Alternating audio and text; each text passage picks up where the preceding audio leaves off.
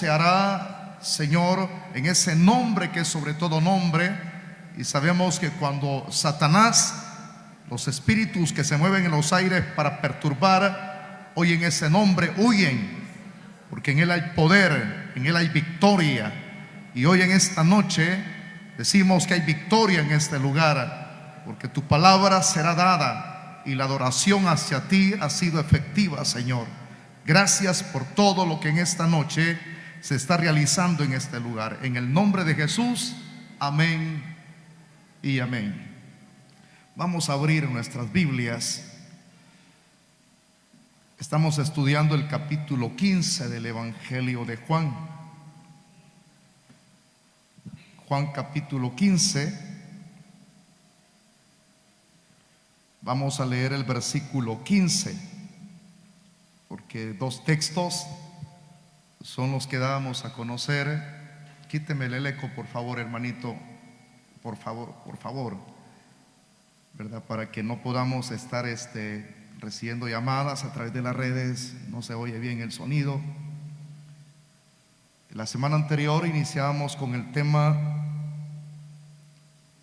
la obediencia es el resultado de la fe. Y apenas nos quedábamos en el versículo 14, o sea que dejábamos un texto de por medio, no culminábamos. Hoy vamos a darle culminación al verso 15 en su segunda parte. Para los que están ahí pendientes en la consola también, ese favorazo de colocar la segunda parte: la obediencia es el resultado de la fe, segunda parte. Dice el verso 15 de la manera como está escrita la palabra del Señor: ya no os llamaré siervos, porque el siervo no sabe lo que hace su Señor, pero os he llamado amigos, porque todas las cosas que oí de mi Padre os las he dado a conocer. Voy a repetir el texto. Este texto viene riquísimo.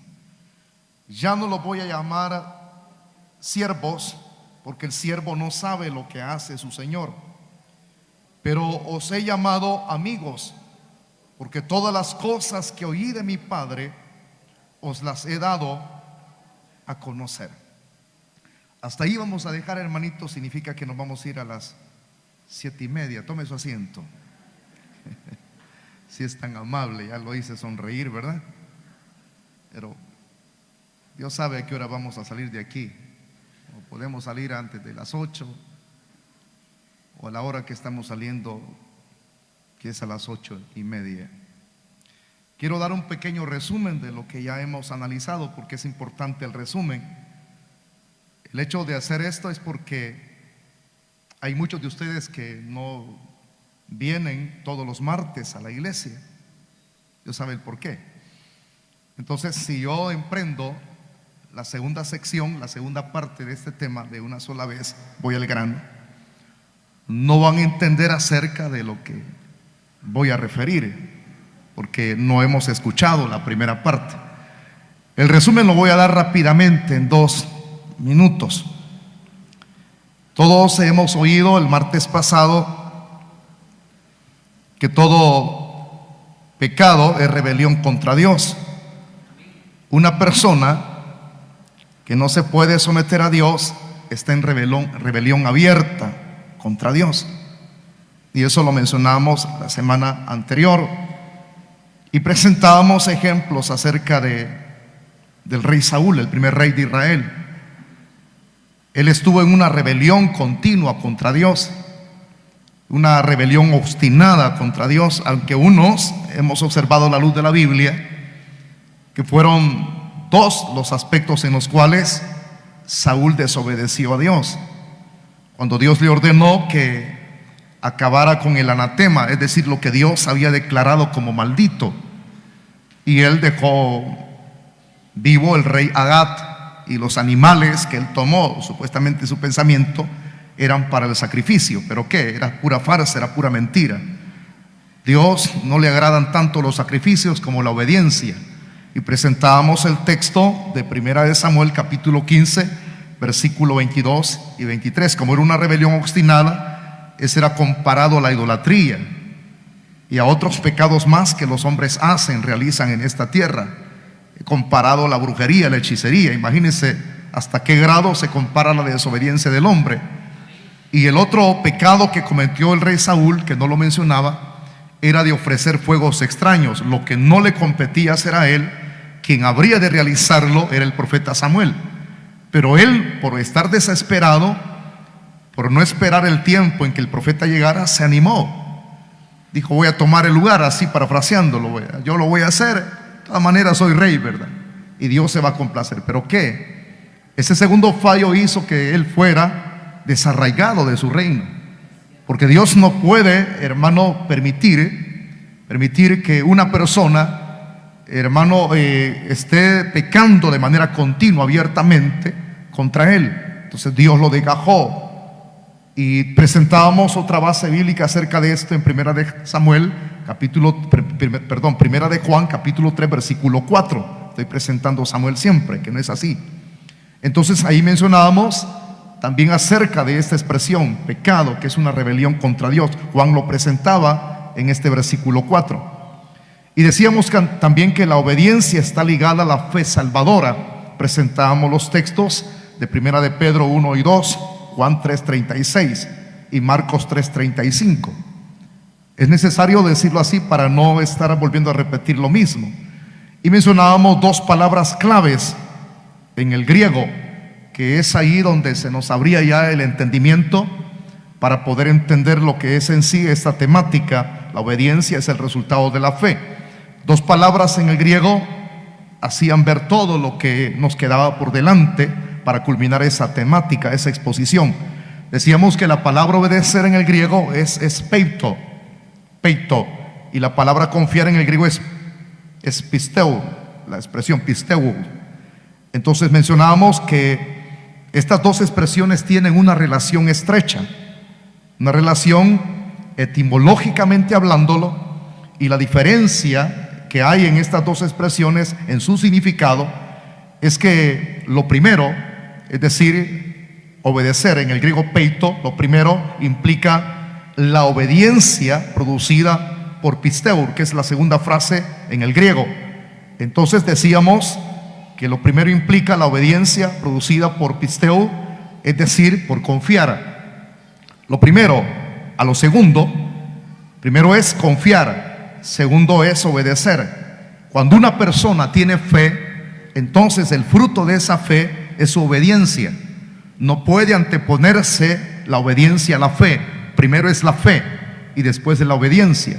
Si una persona dice, es lo que mencionaba yo la semana anterior: yo soy obediente, obedezco, tengo obediencia, es decir, aplico la expresión a mi corazón, peito, soy obediente. Pero yo le decía a usted que no puede anteponerse esto, porque si alguien únicamente tiene peito y no tiene fe, el peito, es decir, la obediencia, no ayuda a una persona para ser salva.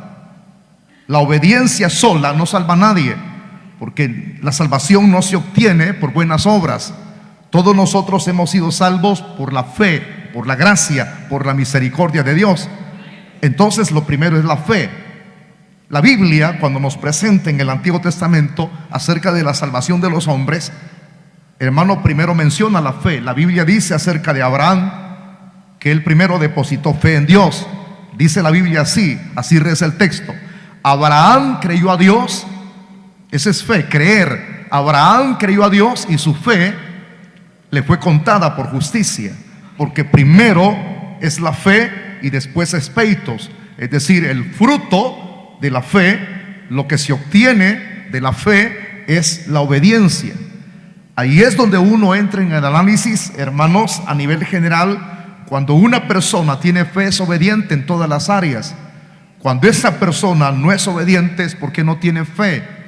No hay que andarse complicando la vida. Yo les decía a ustedes que hay personas que les gusta poner chambres y levantar chambres cuando ven el comportamiento de una persona, y es lo que más pulula. ¿Por qué aquella persona anda así? ¿Por qué el hermano anda así? Entonces no hay que complicarse la vida. Lo que usted tiene que observar es sus frutos. Si una persona tiene fe, va a ser obediente. no obediente al pastor, no obediente a los seres humanos, sino obediente a quien lo llamó. Y sabemos todos por completo que quien lo llamó es Dios, es el Señor y no el hombre. Entonces, cuando una persona tiene fe, a quien procura agradar a esa persona que tiene su confianza en Dios, es a Él. La persona no vive para el ojo humano, vive para Dios. Pero es ahí donde hay fe, una fe original, una fe genuina, es que se produce peitos, se produce obediencia en la vida de una persona. Entonces mencionábamos, estamos dando el resumen del verso 14. Una persona que ama obedece la palabra, guarda sus mandamientos, el mandamiento del amor. Entonces no se le debe pasar por alto esto. Una persona que ama obedece. Una persona que tiene fe aplica peitos, es decir, tiene obediencia. No se le tiene que andar rogando, no se le tiene que andar presionando, obligando, amenazando. Obedezca la palabra, viva para el Señor. No, señores, no se puede. Entonces, una persona que en verdad tiene fe, ama, procura guardar los mandamientos, procura ponerlos por obra. Esto es muy importante el entenderlo ya para entrar y dejar el resumen del verso 14 y entrar al desarrollo del versículo 15. Por eso les decía al final que la obediencia es la prueba de que una persona tiene relación salvadora con Jesucristo. Si no hay obediencia, eso nos manda un mensaje, nos está mandando una señal que esa persona no tiene ninguna relación con Dios. Por eso es que dentro del análisis bíblico, los discípulos verdaderos, es decir, los alumnos, que eso significa la palabra discípulo, los alumnos, los aprendices genuinos, verdaderos, obedecen su palabra, según lo que se expresa en Juan capítulo 8, versículo 31. No se nos vaya a pasar por alto eso. Entonces, este es parte del desarrollo. Ahora, si hay obediencia en la vida de una persona, peitos, hay fe, hay peitos, hay obediencia, pisteu, fe, peutos, entonces esa persona estará dando a conocer que es un verdadero seguidor del Señor, de Cristo, el Hijo de Dios.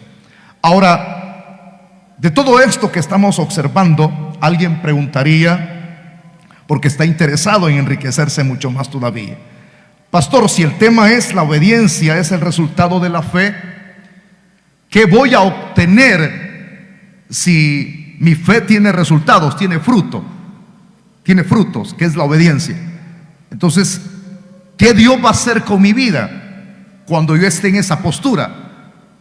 Y muchas veces esa pregunta se origina porque todos los seres humanos, hermanos, todos los seres humanos, sin dejar a nadie de por medio, a un rinconcito, todos los seres humanos necesitamos siempre que se nos esté dando un incentivo, es decir, una motivación. Es como si usted le dice a su niño cuando está chiquito, le dice: si te portas bien te voy a dar un caramelo, es decir, un dulce. Usted le está dando a conocer al niño que si se porta bien le va a dar una recompensa, le va a dar un caramelo. Para una persona adulta eso puede decir: no, hombre, eso es insentido, eso es trivialidad para usted que es adulto. Pero para un niño es lo más grande. Entonces eso, al ofrecerle el caramelo, al ofrecerle ese incentivo, el niño va a procurar portarse bien. Y la otra, cuando el niño va creciendo, se va desarrollando y estudia, lo que el papá hace con el niño es también darle un incentivo. Si me sacas buenas calificaciones, te esmerás en los estudios, al final del año te voy a dar un regalo. Y el cipote, claro, se esmera en copiar, perdón, en estudiar, ¿verdad? Que así son los niños de hoy, estudian, se esmeran. Entonces, por el incentivo, por el regalo que papá le va a dar, el cipote se entrega, ¿verdad? Quizás me equivoqué yo cuando le dije copiar, ¿verdad, hermano? Porque eso es mentira, ¿verdad? No hay nadie que copie. Hacen un gran copia así, la doblan y la estiran. Algunos se manchan la pierna. Las niñas que utilizan faldas, o si no algunos, ¿verdad?, la mano, ahí se manchan toda la mano. Solo ellos saben lo que van a leer, que tienen que procurar hacer las letras bien ¿qué le digo? Chiquititas, en minúscula, para que nadie lo vea. Y ahí están, ¿verdad? Ahí están a cada rato. Y el profesor dice, el profesor sabe, lo que pasa es que los profesores no les agrada avergonzar a nadie, sino que ellos mismos dan lecciones. Pero ¿cuál es la lección que el profesor da? Sabiendo que el alumno está copiando, que él se está engañando a sí mismo. Y que lo que él, cuando él vaya desarrollándose, va a ver la realidad, que la vida no es un engaño, sino que es una realidad. Absorba eso y agárrelo usted. Entonces, pero el padre hace eso con sus hijos porque desea lo mejor de sus hijos. Ya grandes, se ocupan siempre esos mismos mecanismos. Si te portas bien y seguís bien en tus estudios, no te va a faltar la mesada. Usted sabe qué es la mesada, ¿verdad? Que el padre, no va a pensar que el padre agarra una mesa. Aquí está la mesada, hijo. Sino lo que se le da al niño, ya sea semanalmente o a diario. O puede ser que le aumente, ¿verdad? Si te portas bien, te voy a comprar la camisa que más te gusta o los zapatos. Si es que hay una buena economía en ese hogar donde se esté dando ese incentivo. Ahora, cuando no hay nada en un hogar, entonces, ¿qué se le ofrece al niño? El cincho. Porque no hay nada que ofrecerle. Ahí no hay tales que un buen celular, un buen par de zapatos, una buena no, pórtate bien. Sé que el incentivo de ese niño, de ese jovencito, es el barejón. Pero eso no tiene que ser así, sino que siempre, a pesar de que en un hogar haya pobrezas, tiene que haber un incentivo. Puede ser que el incentivo, aunque no haya dinero, sino que haya precariedad, es el buen trato del padre, de los dos progenitores hacia el niño. Un buen trato vale más que un celular. Un buen trato vale más que una buena camisa, un buen par de zapatos. Porque cuando hay un buen trato, al niño se le está enseñando cuánto se le ama. Y que las cosas que no se le pueden dar, no se pueden obtener porque no hay dinero. No hay dinero. Entonces el niño ya sabe y está motivado. Yo he oído, estuve leyendo unos párrafos de un libro de John Maxwell, que hay padres que motivan a sus hijos con este tipo de palabras. Si te sometes al estudio, vas a ser un hombre grande, vas a ser una persona útil, un buen profesional. Métele. Entonces platican con sus hijos, eso los motiva a los muchachos, que no tienen que ser de lo común, no tienen que ser como lo demás. Entonces hay quienes, a pesar de que no se les ofrece regalos, según John Maxwell, que es un escritor motivacional, eso ayuda en mucho. Pero todos los seres humanos, de una manera o de otra, a eso quiero llegar para culminar esta introducción y entrar al desarrollo del verso 15. Todos necesitamos un incentivo. ¿Por qué cree que Cristo, en el aspecto puramente espiritual, dice que Él viene con su galardón para recompensar según haya sido nuestra obra? O sea que el Señor viene y dice: mira, yo pronto vengo y te voy a recompensar según haya sido tu obra. El Señor, después de dar su vida por nosotros y de ver nuestras debilidades, de ver que no hay una entrega, de ver que apenas gateando vamos caminando, hermano, ni caminando vamos, ni que tirados en el suelo gateando, y que nos cuesta, todavía nos dice, después de darnos la salvación, después de darnos la vida eterna, nos dice en su palabra que Él nos va a galardonar, que Él nos va a recompensar. ¿Cómo se sienten ustedes? Porque quien lo está diciendo no es un hombre común y corriente. Los hombres comunes y corrientes, en sus expresiones, en lo que ellos dicen, en lo que ellos se comprometen en hacer, mienten. Sé que el hombre es mentiroso, pues no, la Biblia lo dice. Sea Dios veraz y todo hombre mentiroso. Es decir, la frase reza así, la interpretación: sea Dios verdad. Esa es la expresión. Sea Dios verdadero, ese es veraz. Dios es verdadero. Cuando Dios dice algo, lo cumple. Por eso es que el otro texto dice que Dios no es hijo de hombre para que mienta, ni hijo de hombre para que se arrepienta. Dios, si te dice algo, lo hará.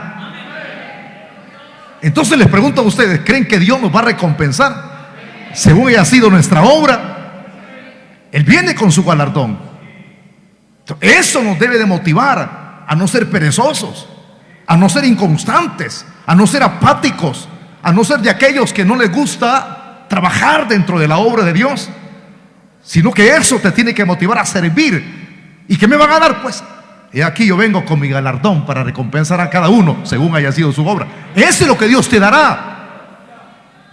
Y hay otra frase que reza en el libro del Apocalipsis, cuando Cristo escribe, hay 7 iglesias del Asia Menor, pero a una de ellas va dirigido este mensaje. Hasta se lo puede de memoria a usted. Dice así: sé fiel hasta la muerte. O sea, el consejo es ese: te recomiendo que permanezcas fiel hasta el final, y no importa lo que venga. Estoy parafraseándolo, añadiendo a esa expresión del texto de Apocalipsis. Sé fiel hasta la muerte. ¿Cuánto nos cuesta ser fieles? Somos fieles aquí dentro de un recinto como este, pero afuera nos cuesta. O sea que esa palabra no solamente el Señor la deja para esa iglesia del Asia Menor, sino que se generaliza el consejo. Sé fiel, nos dice a nosotros el Señor, a la iglesia, la palabra que cambia. Sean fieles hasta la muerte, no para 2 meses, 3 meses. Los que van comenzando su carrera en espiritual, sean fieles. Los que ya somos antiguos de estar en la obra del Señor, seamos fieles. Dios nos llama a ser fieles en un tiempo determinado. Dios nos llama a ser fieles hasta que partamos de esta tierra o hasta que Él nos lleve. Entonces la pregunta es: si Dios me pide, me aconseja que sea fiel hasta la muerte, ¿qué me va a dar? Y ahí viene lo agregado al texto, el complemento para dar el texto completo.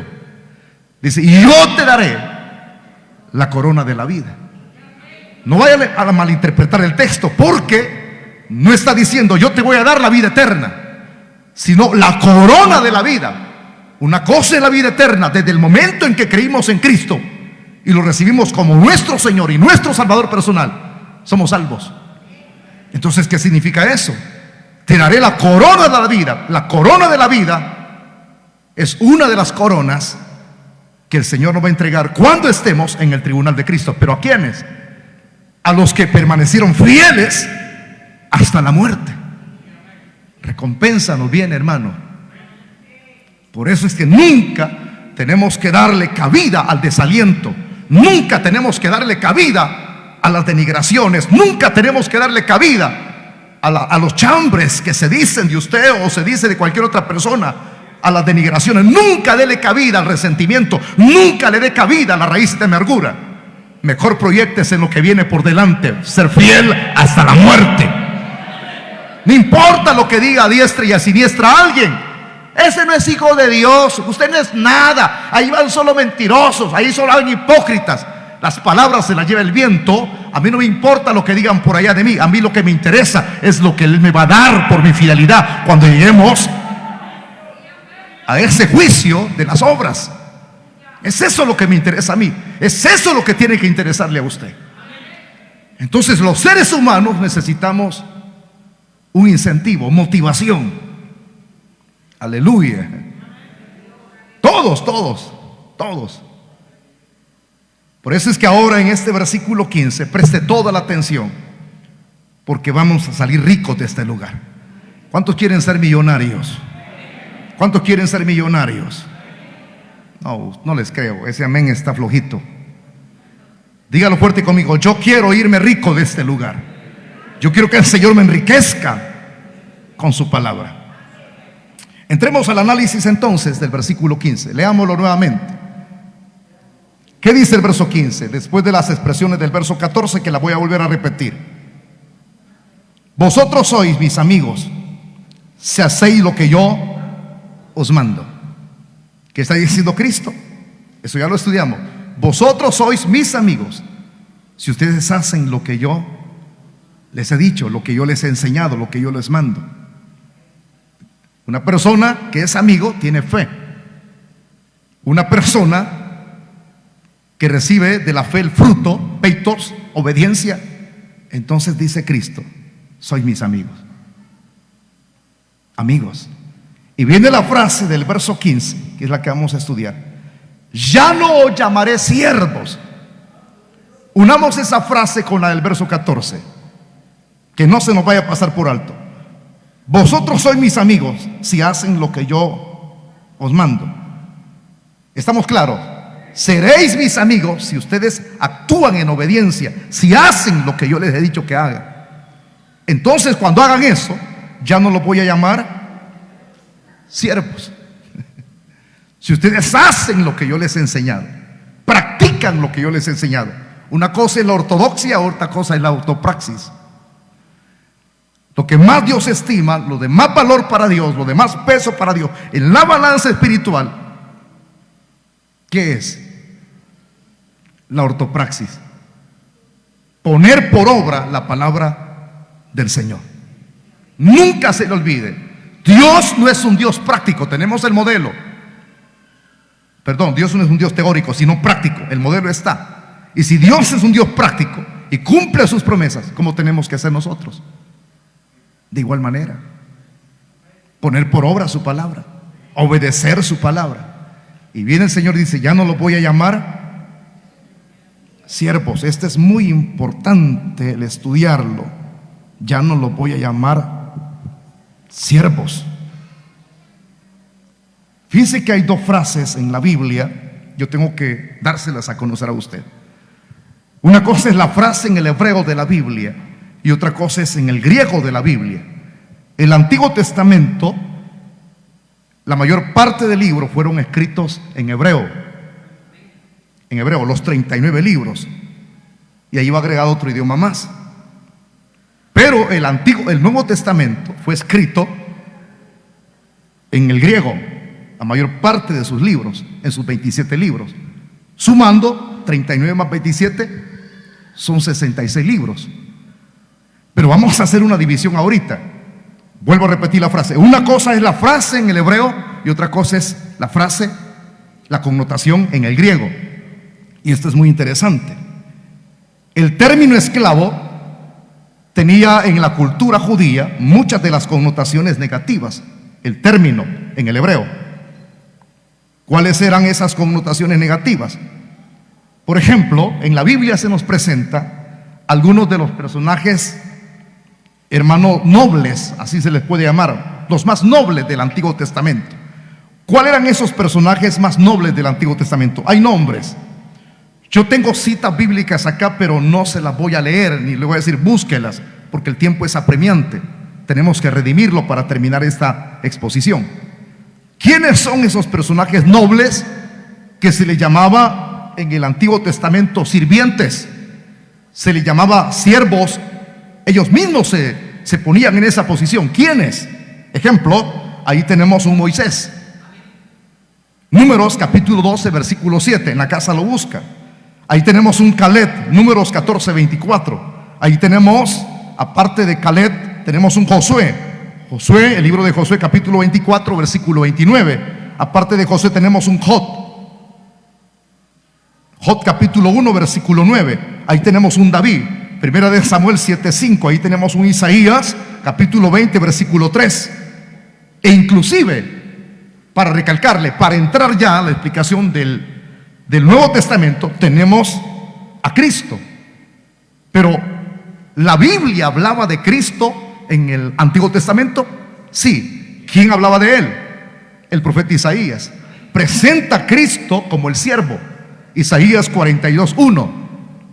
Entonces, ahí tenemos ya una idea de lo que es el término esclavo en el Antiguo Testamento, que tenía dentro de la misma cultura judía hebrea muchas de las connotaciones negativas, como hoy. No solamente en aquella cultura, sino como hoy. ¿Por qué? Porque decir la expresión sirviente, decir la expresión servidor, a alguien le suena negativo. Inclusive, no solamente le suena en su oído como algo negativo, sino que observa que inclusive en la práctica es una de las prácticas más bajas que una persona puede hacer. Ser servidor. Eso es el aspecto negativo cuando alguien lo entiende de esa manera. Y así era en la cultura judía de esta época. Por eso es que la palabra obed, para siervo, para servidor, en el Antiguo Testamento es esa: esclavo, servidor, obed. Es decir, la expresión que estoy dando, perdón, ebed, así se pronuncia, ebed, esclavo. Estas personas nobles se llamaban esclavos, siervo. es Ebed, esclavo. Pero esto es en el Antiguo Testamento. En el Nuevo Testamento es muy diferente.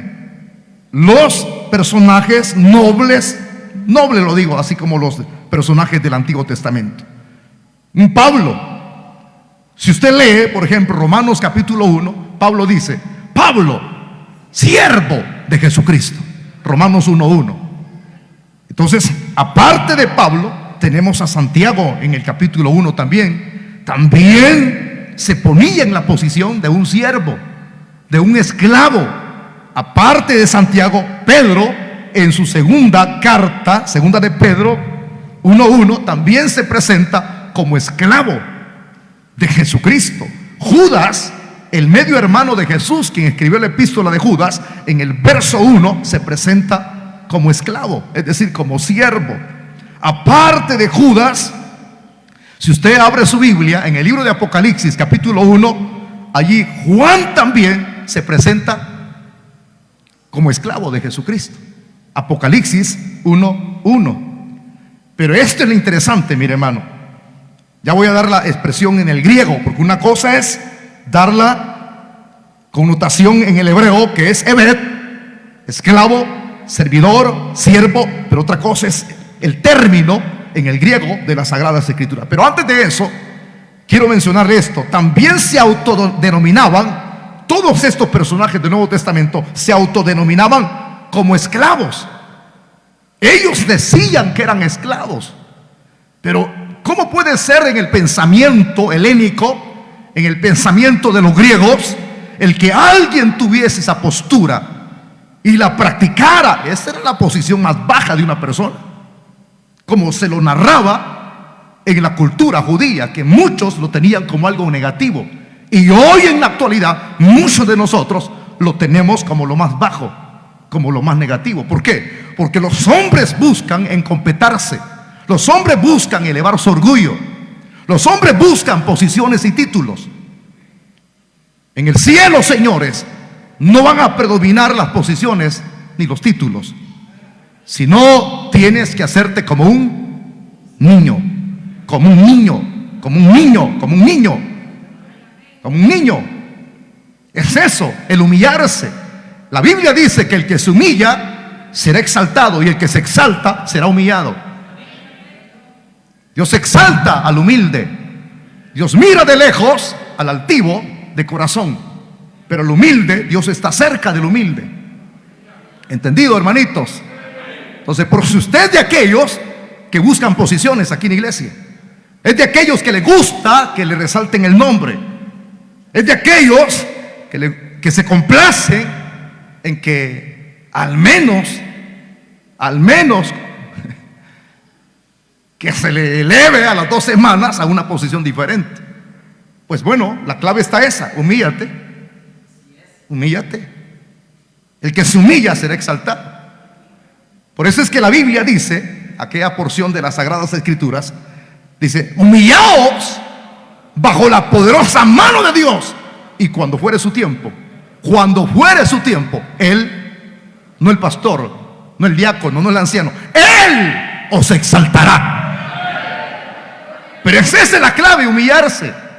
El humillarse no es como el pensamiento de los griegos, lo más bajo. El humillarse en el concepto espiritual para Dios es lo más grande. Es lo más grande. Asimilemos la conducta de Juan el Bautista. Asimilemos la conducta de ese hombre noble vestido con piel de camello, y su dieta eran chapulines con miel. Asimilemos el comportamiento de ese hombre que decía aquellas frases cuando le preguntaban: ¿eres tú el Mesías? ¿Eres tú el Mesías? ¿Eres tú al que estamos esperando?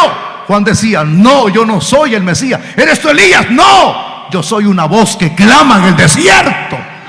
Juan era una voz, Cristo es la realidad. Juan es una sombra, Cristo es el Rey. Una voz que clama en el desierto. Y él mismo se presentaba en esa posición como un servidor. Dice Juan estas expresiones: detrás de mí viene uno del cual, decía Juan, yo no soy digno ni de desatar las correas de su sandalia, que era una de las actividades que hacía un esclavo. Pero Juan no se consentía el tener ese grande privilegio, ni de desatar las correas de las sandalias del Mesías. Por eso es que él decía esta otra frase: es necesario que yo mengüe para que él crezca. Cuando somos servidores, cuando nos humillamos y servimos a Dios, él crece. Él crece. Él crece. A Dios sea la gloria. A Dios sea la gloria. A Dios sea la gloria. Por eso, no busquemos nombres ni títulos. Hemos sido llamados a servir. A servir, que no se le olvide. No a ser servido. Aleluya. Por eso es que ellos se autodenominaban, estos hombres, como esclavos. La expresión en el griego doulos. Y dice un escritor: doulos ¿de quién? Si en esa época había muchos señores. ¿Doulos de quién entonces se declaraban ellos esclavos? Del único a quien merece servirle con todo el alma, servirle con todo el corazón. Y ese es el doulos de Cristo, doulos de Jesucristo. Pero ¿qué con todo esto? Y aquí viene, mire hermano, otro dato importante. El término refleja, este término de decir Pablo, Romanos 1:1, esclavo, siervo, esta expresión, siervo de Jesucristo. Y lo que expresaba Santiago, Pedro, Judas, y lo que decía Juan, Apocalipsis 1:1, este término refleja su dedicación. Escúcheme, esa es la interpretación. El término refleja su dedicación y dependencia total de su Señor. Así es que cuando alguien diga: ¿y tú quién eres? Soy doulos, esclavo. Eso estará dando a conocer tu dedicación, lo que tú reflejas, tu dedicación, tu dependencia total de Dios. Por eso es que Pablo decía estas frases en una de sus epístolas: ahora ya no vivo yo, mas Cristo vive en mí. El señorío de Cristo. El señorío de Cristo legisla nuestra vida, nuestro interior, nuestro exterior.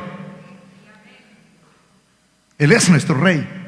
Por eso es que cuando uno se declara doulos, esclavo de Jesucristo, ya le he dicho que eso refleja su dedicación, su dependencia de quien lo compró usted. Por eso es que la palabra, la expresión para Señor en la Biblia es la expresión kurios, Señor. Óigame bien, ¿quién nos compró a nosotros? Antes éramos esclavos del diablo y del mundo. Ay, cuando usted estaba en las fiestas, como era esclavo del diablo, ¿se acuerda? No es nada Pedro el Escamoso, no es nada esa novela. Cada vez que miro yo unos anuncios de ese señor que ya está señor, eso fue hace bastantes años que firmaron esa novela que no tiene que verla. Pero como pasan anuncios y veo a ese señor agarrándose la oreja y dando saltos como que fuera el mono, ya lo veo usted cuando estaba en el mundo. Ya veo a las hermanas diaconisas, hermano, haciéndole.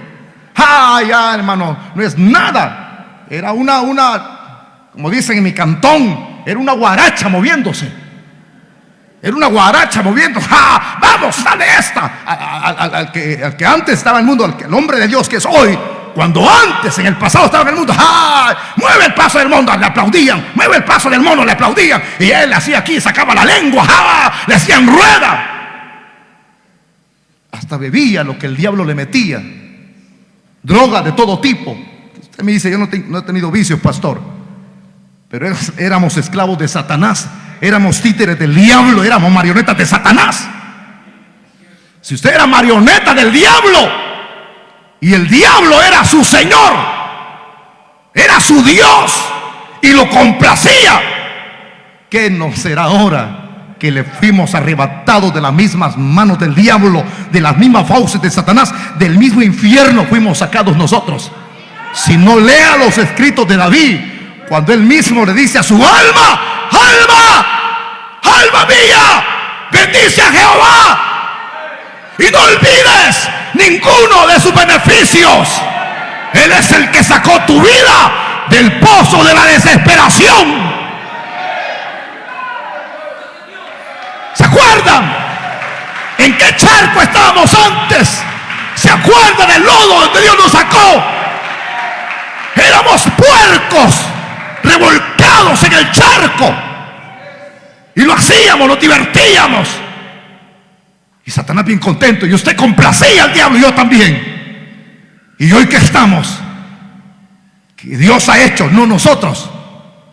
Porque cuando nos preguntan, hey, ¿hoy dónde estás? Es que hice un cambio del mundo aquí. No, papito, tú no puedes hacer un cambio del mundo aquí.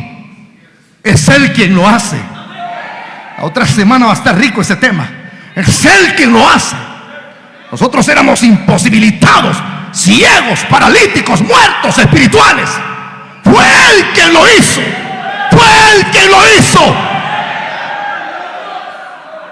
De la charca del infierno lo sacó para convertirse en nuestro Señor, y nosotros ser sus doulos. Eso no lo entendemos. Eso no lo entiende cualquiera, sino los que están sirviendo, los que no se cansan de servir, aunque hayan murmuras, aunque hayan denigraciones, aunque hayan calumnias. Ya no retrocedamos a ser esclavos del diablo. Él lo llamó.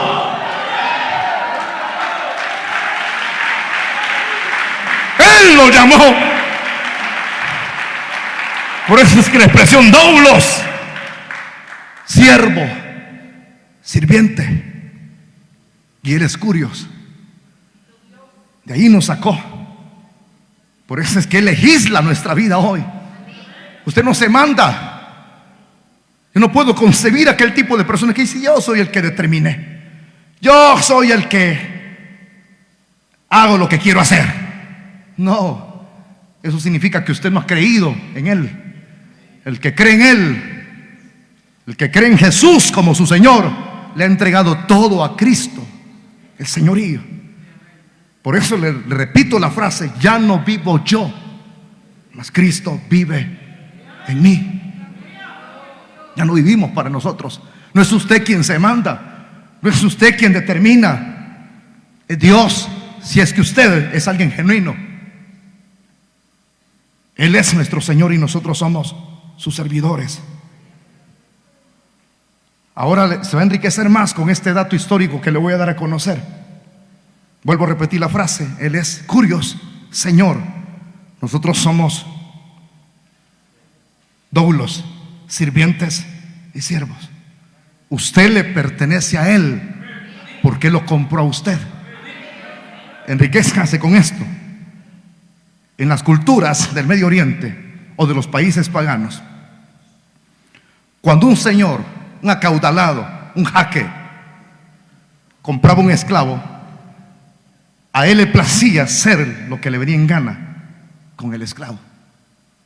Pero según los historiadores, el que compraba un esclavo le ofrecía protección, le ofrecía comida, le ofrecía vestuario y le indicaba todo lo que tenía que hacer. Por eso es que a José, cuando lo compró Potifar, José ya sabía qué era lo que tenía que hacer, pero menos agarrar a la mujer de él, que era picaraza. Todo esto vas a hacer. Vas a trapear, vas a barrer, vas a lavar esto, vas a hacer aquí, vas a preparar esto. José ya sabía. Y su amo lo protegía y le daba lo que él necesitaba. No le faltaba nada. Pero óigame esto: de todo le participaba de sus oficios. Pero lo que un señor no hacía con un esclavo era hacerlo confidente, era hacerlo íntimo, porque era un esclavo. Era un esclavo. No podía contarle las cosas de suma relevancia o de importancia de su casa, ni mucho menos de afuera. Era un esclavo, simplemente. Aunque el esclavo preguntara: Señor, ¿y para dónde va?, él no podía hacerlo, porque esas cosas eran reservadas para los más allegados de quien había comprado el esclavo, pero menos para el esclavo. Por ejemplo, el esclavo comía en un lugar diferente, no a la mesa del amo. Entonces era la posición más baja para un esclavo de verdad, hermanitos, según la historia. Ante ese hecho, entonces, según las expresiones dentro de la cultura egipcia, se dio a conocer una expresión, y es esta: los más íntimos del rey. ¿Quiénes eran los más íntimos del rey? Los que estaban en la corte. ¿Y quiénes eran eso? Un esclavo. No, hermanito, un esclavo no podía ni preguntar, ni argumentar nada, ni opinar, simplemente hacer sus quehaceres, sus oficios. Entonces, ¿quiénes eran estos? Los más íntimos del rey. Esto es muy interesante. Esos íntimos del rey, mire, el rey, ya sea el faraón, no contaba ni a sus oficiales, inclusive ni a las personas de más confianza, de los que eran sus consejeros, sino los más íntimos eran los que estaban más cerca, los que más intimaban, los de más confianza. A esto inclusive comenta la historia, que hasta podían ir a la hora en que el faraón o el rey no se había levantado de la cama. Inclusive hasta se agrega que hasta podían quedarse a dormir en la misma alcoba del rey o del faraón. ¿Hasta qué grado llega esa confiancita? Los más íntimos del rey. Cuando alguien era el de más confianza, tenía ese privilegio. ¿Entendieron las dos partes? La primera, según historia, la primera posición del esclavo era muy desfavorable. No tenía privilegios ni de preguntar, ni de opinar, de nada más que solamente hacer los oficios. Eso es todo. Ahora, ¿por qué estoy dando a conocer estos dos aspectos dentro de la historia? Porque es muy relevante. ¿Relevante en qué sentido? En cierto aspecto, los seguidores de Jesús también se designan como aquellos esclavos que no opinaban y no sabían nada de lo que su Señor hacía. Así estamos nosotros. Así estábamos en esa posición. Así Jesús también los designa como esclavos. No es suficiente para transmitir. Escúcheme, aunque yo les presenté los hombres nobles aquí del Antiguo Testamento, les presenté los nombres nobles del Nuevo Testamento, como Pablo, como Santiago, como Judas, como Juan, Apocalipsis y muchos más. Cualquiera puede decir: yo soy esclavo de Jesucristo, pero esto nos va a sacar de muchas dudas. Aunque es cierto, los seguidores de Jesús también se designan, ahí nos incluimos nosotros, como esclavos. No es suficiente para transmitir por completo nuestra relación con Él. Porque un esclavo dentro de la historia puede decir: yo soy esclavo del Señor, yo soy esclavo de Faraón.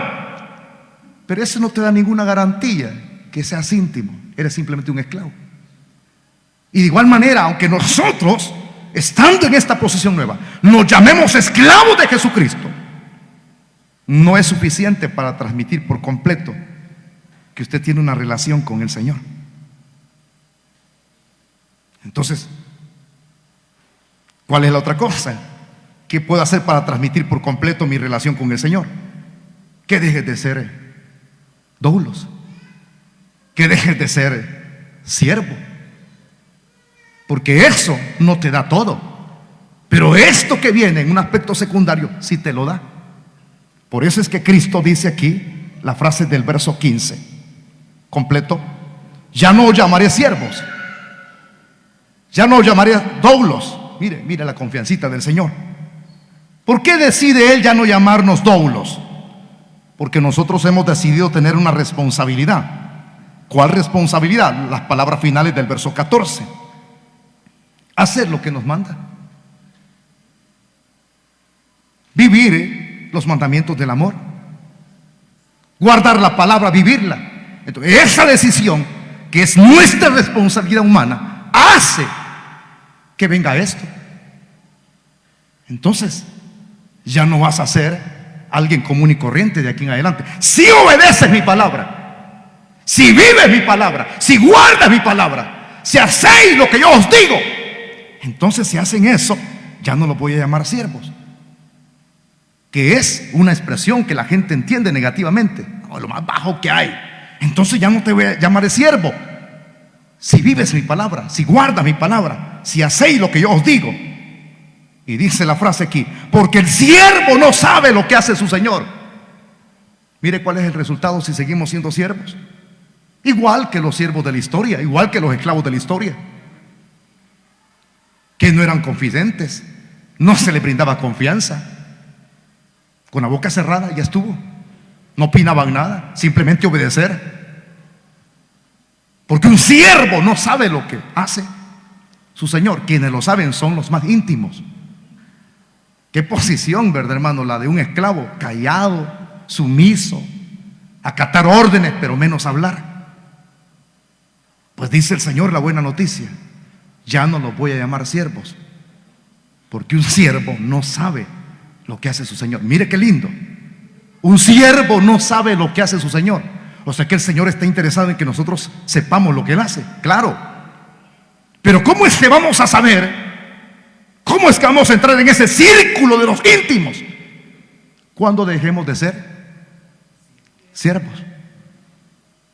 Y dice el Señor: el siervo no sabe lo que hace su señor, pero os llamaré amigos. Qué tremendo es esto. ¿Cómo dice que nos va a llamar? Amigos. ¿Saben ustedes que esa expresión dentro del griego es un título? Viene el Señor y dice: mira, ya no te voy a llamar siervo, porque un siervo no sabe. Tú no puedes saber las cosas que voy a hacer si sigues siendo siervo. Si hacéis lo que os digo, entonces dejad de ser siervo y te vas a convertir en mi amigo. Porque un siervo no sabe lo que hace su señor. Tú no puedes entrar en el círculo íntimo. Tú no puedes conocer todas las cosas si estás en el círculo de los siervos. Entonces te voy a llamar de aquí en adelante, como has decidido ser responsable, te voy a llamar amigo. Es un título, amigo, un título elevado. Te voy a llamar amigo. Fíjese, hermano, si usted estudia la Biblia y va al libro de Isaías, capítulo 4, versículo 8, en la casa lo lee. Allí se menciona a alguien que en Génesis fue la única persona a quien Dios llamó amigos: Abraham. Si usted no sabía de este texto que hablaba de Abraham, en la casa lo busca. Allí se habla que Abraham era amigo de Dios. Por eso es que en Génesis se dice que cuando Dios iba a destruir Sodoma y Gomorra, 3 ángeles descendieron de arriba para dar completa la explicación. 3 ángeles. Uno de ellos no era un ángel común y corriente, era el ángel de Jehová. ¿Quién? ¿Los que se fueron para Sodoma y Gomorra? No, el que se quedó con Abraham. Jesucristo se quedó con Abraham. Entonces, en el ratito dice el mismo Señor: ¿acaso he de encubrir algo a mi siervo Abraham que no haya de hacer?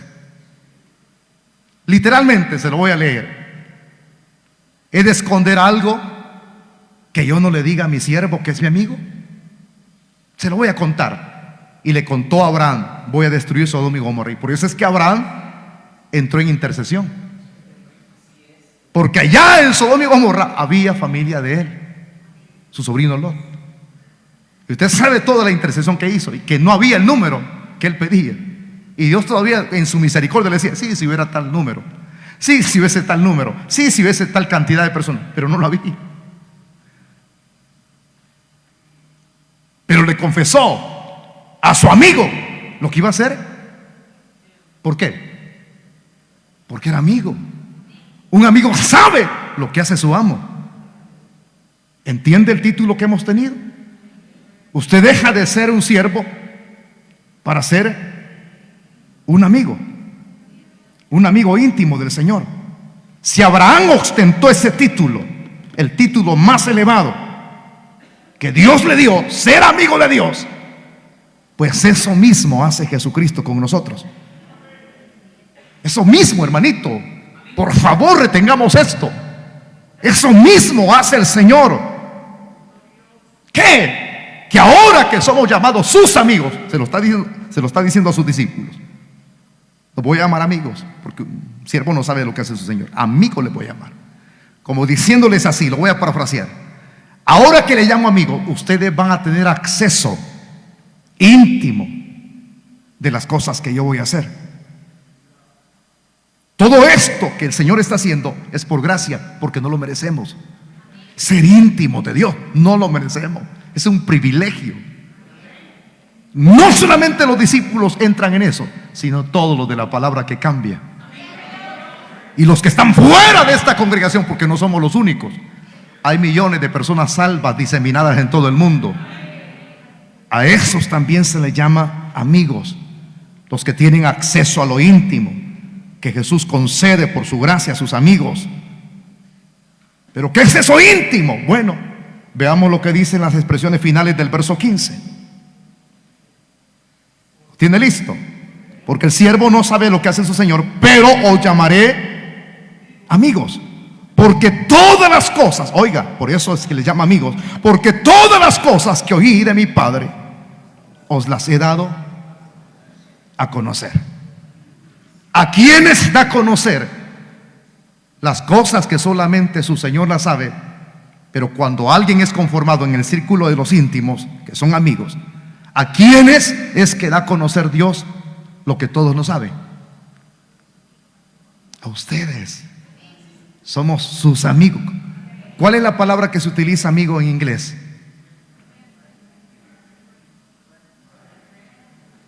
Brother.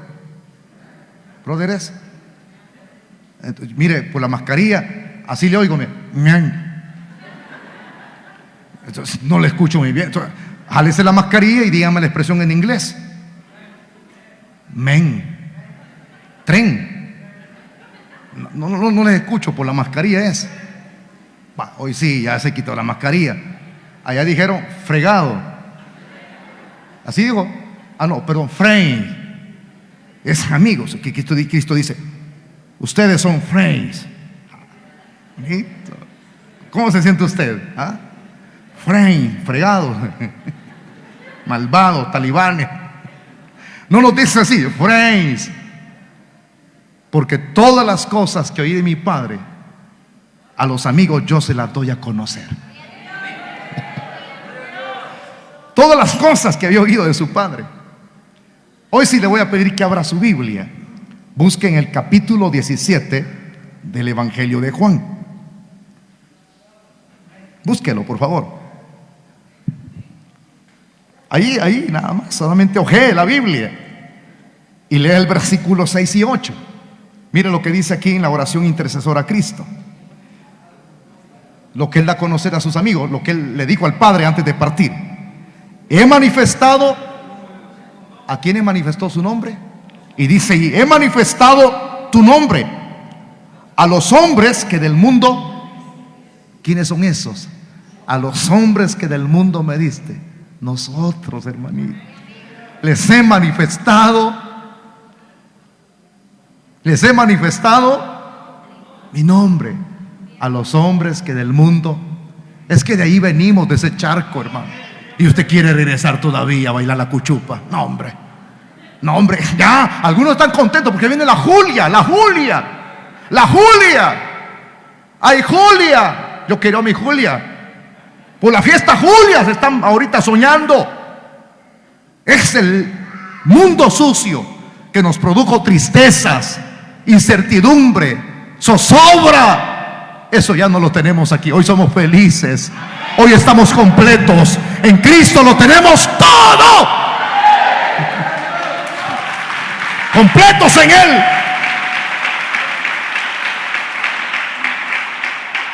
He manifestado tu nombre a los hombres que del mundo me diste. Tuyos eran y me los diste, y han guardado tu palabra. Oiga, o sea que el Señor está haciendo, mírelo. Si hubo una responsabilidad, entonces guardaron tu palabra. Aquí dice, guardaron tu palabra. Han guardado tu palabra. Y por haber guardado la palabra, dice el verso 7, ahora han conocido que todas las cosas que me has dado proceden de ti. Entonces no hay duda que todas las cosas que el Señor oyó arriba, las dio a conocer a los amigos. No hay cosa que el Señor no haya dado a conocer. Todas las cosas. Que dice Juan 8:32, retrocediendo las páginas de mi Biblia.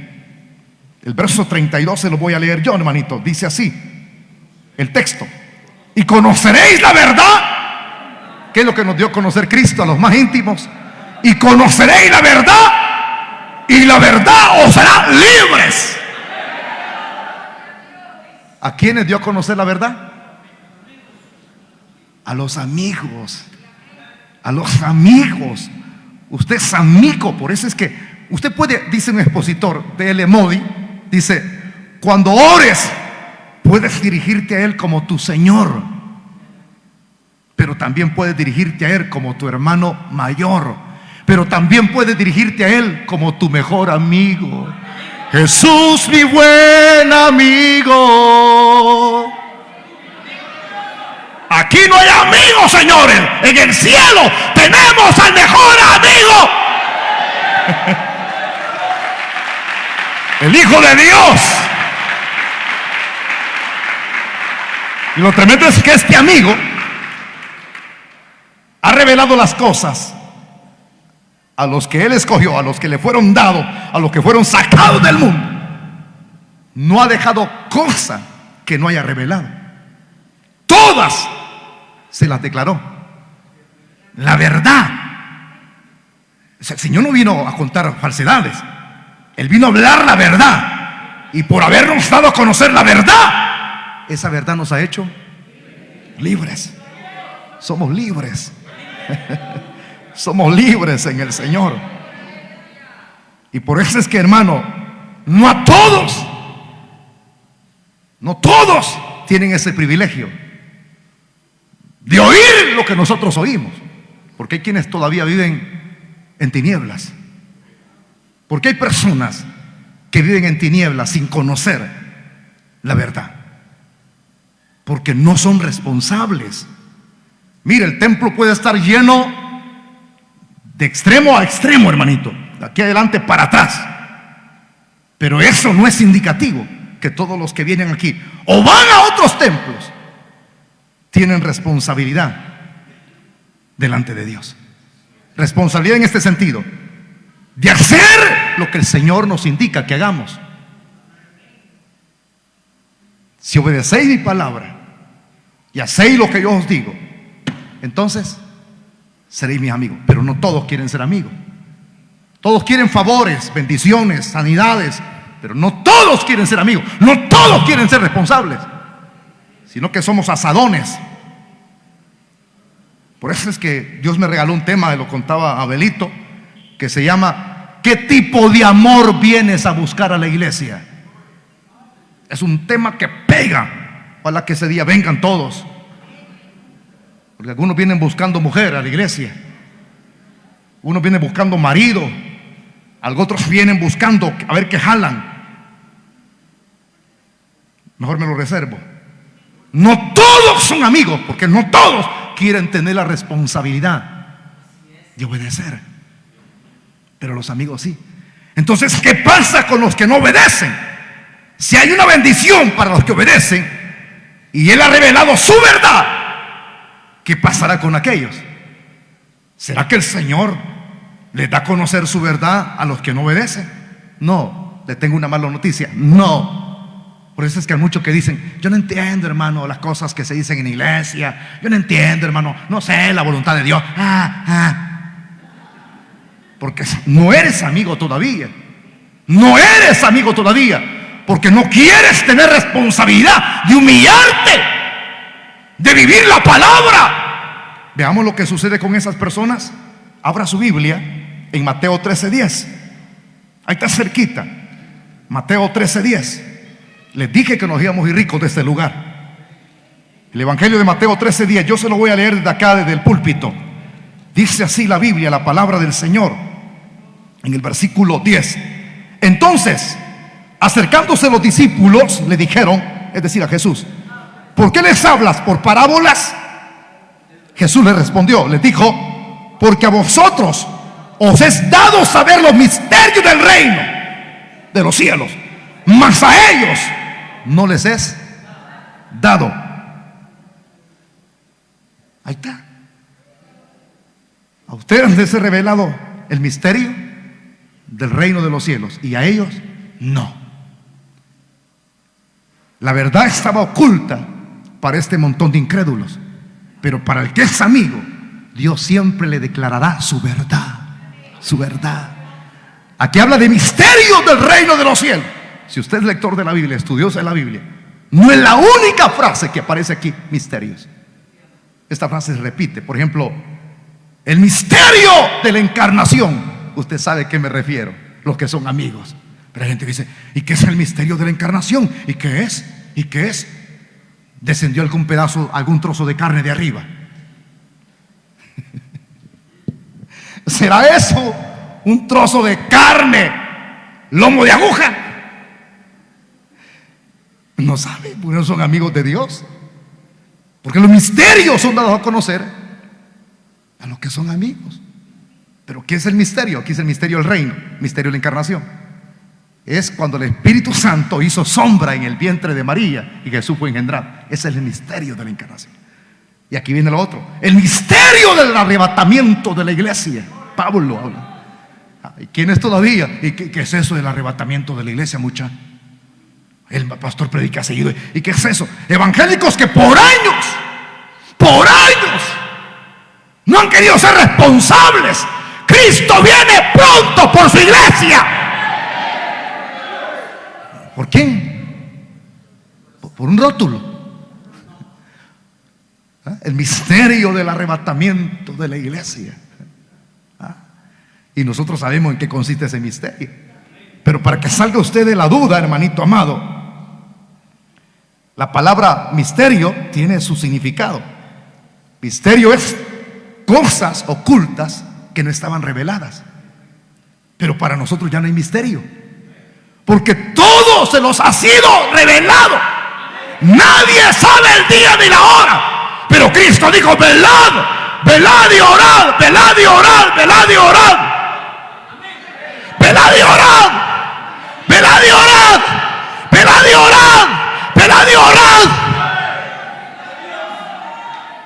porque no sabéis a qué horas el Hijo del Hombre vendrá, pero su venida será repentina, cuando menos lo imaginemos.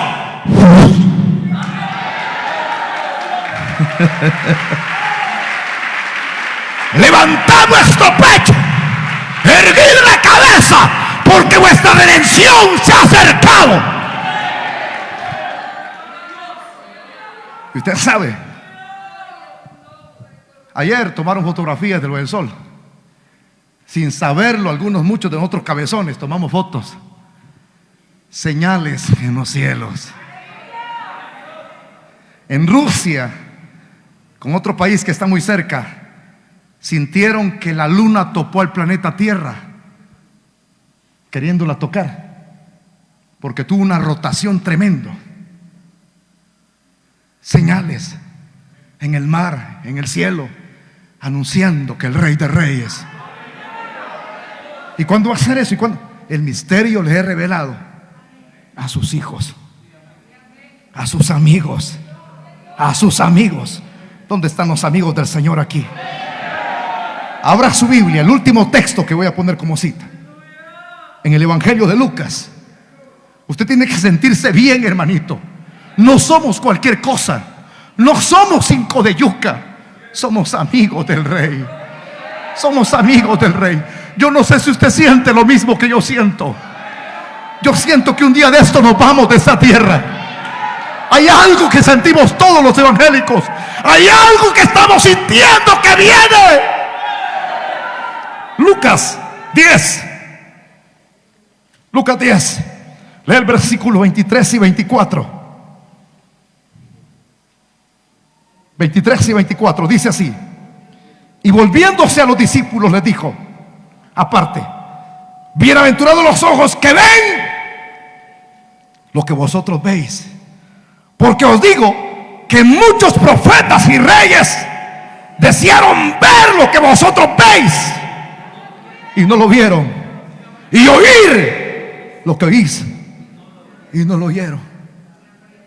Dichosos aquellos que somos amigos y hemos oído toda la revelación del Señor. Dichosos aquellos, bienaventurados los que sin ver, le dijo Cristo a Tomás, creen. Dichosos aquellos que abrazamos al Señor cuando está en este lugar. Dichosos aquellos que entendemos su palabra. Dichosos aquellos que procuran ponerla por obra, porque todas las cosas os han sido reveladas, porque vosotros sois mis amigos. Levante su mano y comienza a glorificar el nombre del Señor. Dígale: Señor, gracias por hacerme de los más íntimos. Gracias por haberme hecho tener acceso ante ti a todo lo que tú das a conocer en tu palabra. Levante sus manos y adórele: Jesús, mi buen amigo. Jesús, mi buen amigo. Mi dulce caminar. Jesús, Jesús. Levante sus manos, cierre sus ojos, levante sus manos y adore al Rey. Adore al Rey. Adore al Rey. Adore al Rey. Adórele, adórele, adórele, adórele, adórele. Si quiere ponerse de pie para adorarle, hágalo. Hágalo. Hágalo. Levante sus manos. Jesús, mi fiel amigo. Aleluya, aleluya, aleluya. Aleluya, aleluya, aleluya.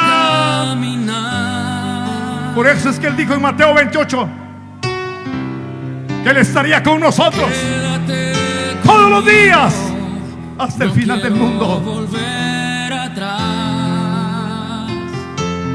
No quiero volver atrás. Pónganse de pie los amigos de Jesús y alcen sus manos para adorarle a Él. Usted se va a ir lleno de este lugar, renovado, dispuesto a seguir sirviéndole a Él. Tengo que callar para escucharte hablar, donde todo es realidad y el tiempo no existe más. Solo dígaselo a Él.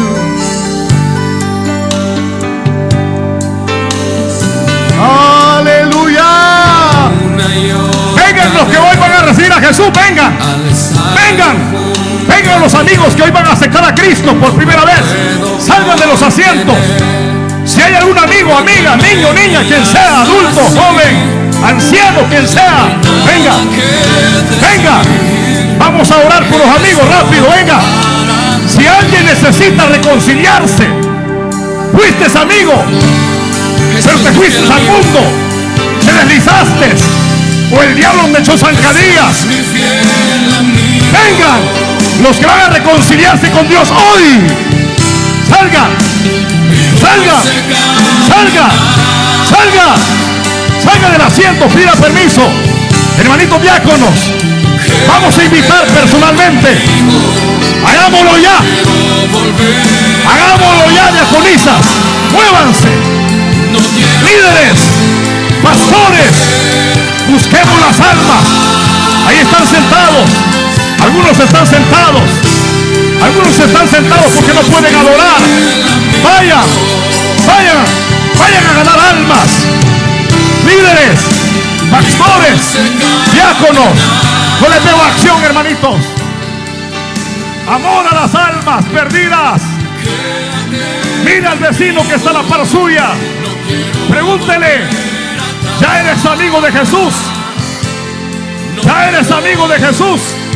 Le dice: no, el Señor te llama para que formes parte del círculo de amigos. El que es amigo del mundo se constituye en enemigo de Dios. El que es amigo de Dios es enemigo del mundo. Venga, Dios le está llamando a usted. Venga, salga, salga. Los que van a reconciliarse, vengan rápido pues. Dios te está llamando hoy. Ya no seas enemigo de Dios. Dios te llama, ven. Sigamos invitando, hermano. Hay muchas almas. Dios bendiga a este joven. Allá hay bastantes almas. Tráiganlas. Tráiganlas a los pies de Cristo. Dios te llama a ti, niña, niño, joven, adulto, anciano. Dios te llama. Te conviene tener a Dios como amigo, no como a tu enemigo. Jesús te llama. Dios bendiga al otro joven. Jesús te llama. Sal del asiento. Sal del asiento. Sal del asiento. Jesús te llama. Él está reventando las cadenas. Él está quebrando los yugos. Él está pudriendo los lazos. ¿Quién más? ¿Quién más? ¿Quién más? ¿Quién más? Voy a esperar una última persona. Uno más. ¿Quién más? Uno más. Uno más. Uno más. Usted es la última persona. Usted es la última persona. Usted es la última persona. No sea renuente. No sea apático, insensible.